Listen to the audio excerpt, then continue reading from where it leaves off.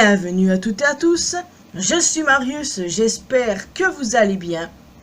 Nirmala est l'un de mes personnages préférés dans l'univers du Roi Lion et il faut avouer qu'elle est vraiment très belle, vous ne trouvez pas? Ce personnage est vraiment intéressant et ça fait un très long moment que je souhaitais faire une vidéo sur elle. Et aujourd'hui, c'est l'occasion, je me suis enfin décidé et il était temps, hein. Qui est Nirmala? D'où vient-elle? Alors déjà, on sait qu'elle ne vient pas de l'arbre de vie, elle n'y est pas née. À un moment donné de sa vie, la lionne est devenue membre de la garde de nuit ainsi que la guérisseuse de l'arbre de vie. Mais avant ça, que faisait-elle? Très bonne question. D'après une théorie, Nirmala serait soit la sœur d'Ananda ou de Saasi, dépendamment duquel est l'enfant de Jana, évidemment. Cela ferait donc d'elle la tante de Rani et Balio. Cependant, pour moi, il est évident qu'elle n'a aucun lien de sang avec eux. C'est évident pour moi. En soi, l'idée est intéressante. Ceux qui le pensent ont le droit, bien évidemment, hein. Mais bon, moi, je n'y crois absolument pas.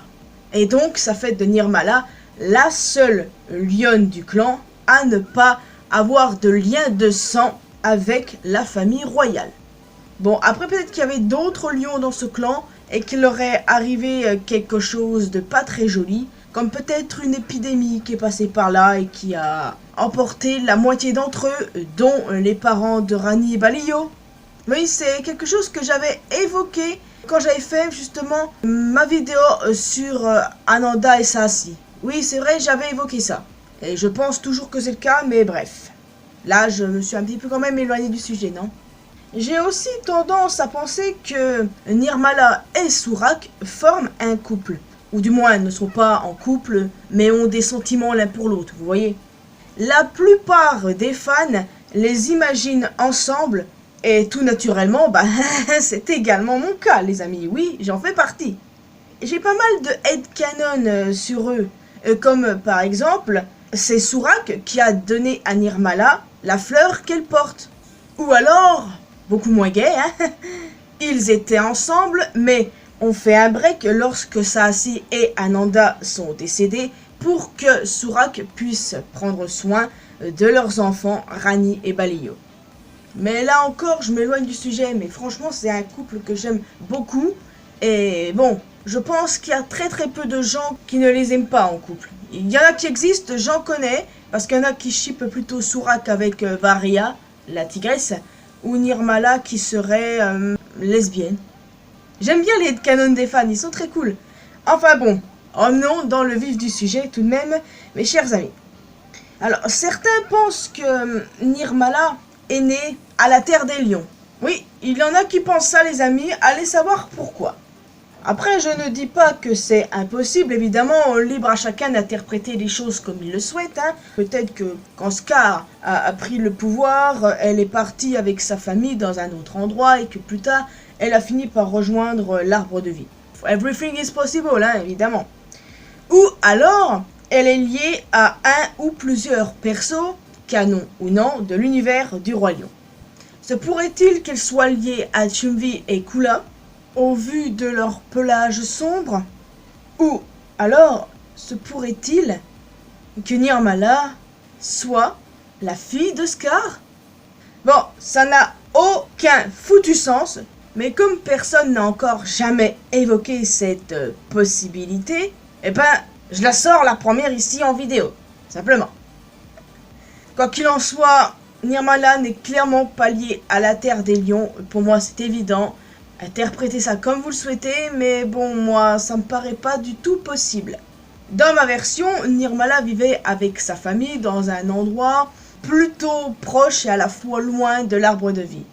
Et au moment où elle est arrivée là-bas, après avoir été séparée de sa famille d'une façon quelconque, elle a fini par devenir la guérisseuse du royaume un peu plus tard.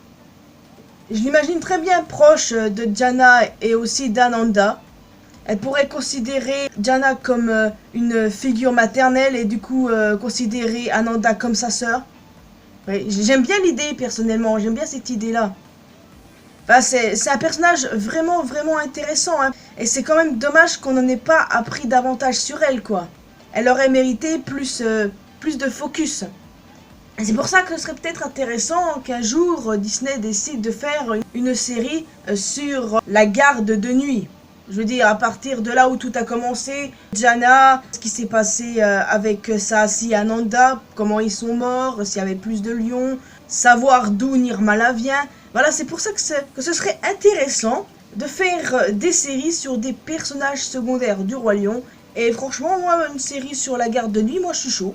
Il n'y a aucun problème là-dessus. Donc, bon, en attendant, hein, les canons sont là pour ça. Et bon, je doute tout de même qu'une série sur la garde de nuit voit le jour dans le futur. Ce serait génial, mais bon, je n'y crois pas plus que ça, voyez-vous. En tout cas, n'hésitez pas à me faire part de vos idées, de vos théories sur Nirmala. Parce que oui, personnellement, savoir d'où elle vient, bah, c'est un petit peu compliqué étant donné qu'on n'a pas d'infos, mis à part qu'on sait qu'elle n'est pas née à l'arbre de vie, qu'elle est venue bien plus tard et qu'elle est devenue la guérisseuse. C'est tout ce que nous savons sur elle et c'est vraiment dommage. Et n'hésitez pas à me dire si vous la shippez avec Soorak. En tout cas, j'attends vos retours, bien évidemment. Vous pouvez laisser un petit pouce bleu, ça fait toujours plaisir.